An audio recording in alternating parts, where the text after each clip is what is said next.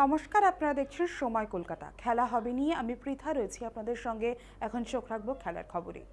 হাজারো প্রশ্নের মধ্যে নিজেকে ফের প্রমাণ করেছেন ক্রিশ্চিয়ানো রোনাল্ডো।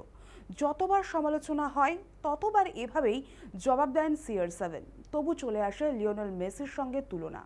উজবেকিস্তানের বিরুদ্ধে জোড়া গোলে পর্তুগালকে জিতিয়েই মেসিকে নিয়ে প্রশ্নের মুখে পড়লেন রোনাল্ডো। এরই মধ্যে 2 ম্যাচে 5 গোল করে চর্চায় মেসি।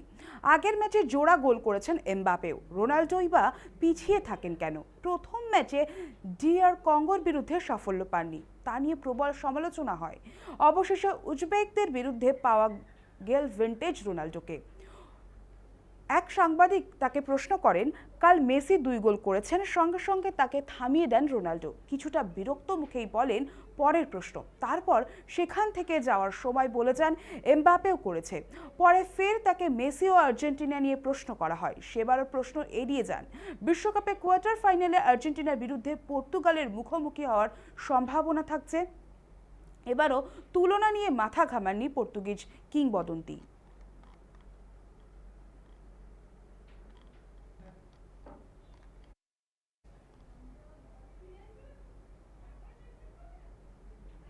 অবশেষে স্বস্তি ইরানের। বিশ্বকাপে মেহেদি তেরেমিদের উপর বিধিনিষেধ কিছুটা শিথিল করল ট্রাম্প প্রশাসন।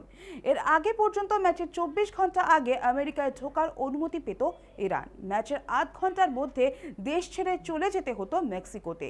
এবার মিশরের বিরুদ্ধে শেষ ম্যাচের আগে কিছুটা ছাড় পাবে, তবে থাকছে শর্ত হলো ম্যাচ শেষ হওয়ার পর মার্কিন ভূমি ছাড়তে হবে।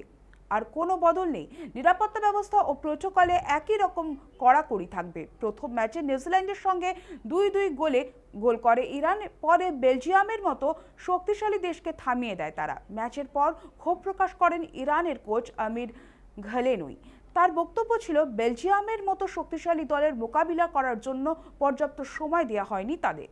অনেকের মতে এভাবে যাতায়াত করে ফুটবল খেলা শুধু অমানবিক নয়, অপেশাদারও। তাই এবার শুধুমাত্র ম্যাচের সময়টুকুর জন্য মার্কিন ভিসা পেয়েছে ইরান। বাকি সময়টা মেক্সিকোয় থাকছে। বেস ক্যাম্প তিজুয়ানা শহরেই অনুশীলন করছে ইরান।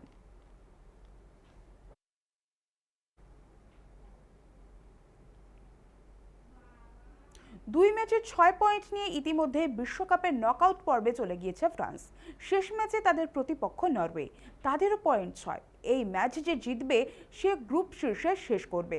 ফলে আর্লিং হাল্যান্ডদের বিরুদ্ধে কিলিয়ান এমবাপেদের 27 জুনের ম্যাচ অত্যন্ত গুরুত্বপূর্ণ হতে চলেছে। এই ম্যাচে থাকতে পারবেন না বিশ্বজয়ী কোচ। প্রয়াত হয়েছেন ফ্রান্স কোচ দিদিয়ে দেশেরমা। মায়ের মৃত্যুর সংবাদ পেয়ে দেশে ফিরে যাচ্ছেন দেশ। গ্রুপের শেষ ম্যাচ নরওয়ের বিরুদ্ধে ডাগ আউটে থাকতে পারবেন না তিনি। 2022 সালে নেশনস লিগে ডেনমার্কের বিরুদ্ধে ম্যাচের আগে তার বাবা প্রয়াত হন। সেবারও কিছুদিনের জন্য দল ছেড়ে বাড়ি ফিরে যান তিনি।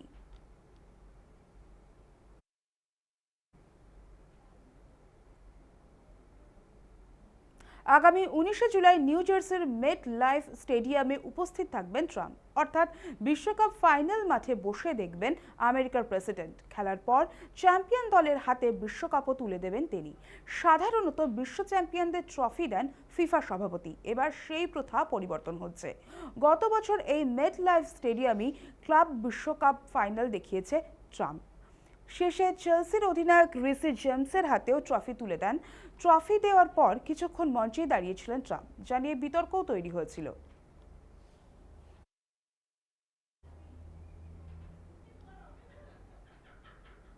পরের মরশুমে অজিঙ্ক্য রাহানে KKR এর অধিনায়ক থাকছেন না, সেটা এক প্রকার নিশ্চিত হয়েই গিয়েছে।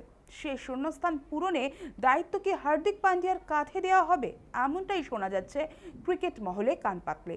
এবার IPL এর পর হার্দিককে বাদ দিতে চাইছে মুম্বাই। সেই সুযোগেই KKR তারকা অলরাউন্ডারকে দলে নিতে আগ্রহী। দুপক্ষের মধ্যে বেশ খানিকটা আলোচনা হয়েছে বলেও জানা গিয়েছে। সহ অধিনায়ক রিঙ্কু সিং থাকলেও এখনই তাকে নেতা হিসেবে ভাবতে পারছে না নাইট শিবির। সে কারণেই হার্দিক দলে নিয়ে ক্যাপ্টেন করার পরিকল্পনা চলছে। তবে হার্দিকের সঙ্গে কোনো ক্রিকেটারকে ট্রেড করা হবে নাকি স্রেফ ক্যাশ ডিল হবে তা এখনও স্পষ্ট নয়।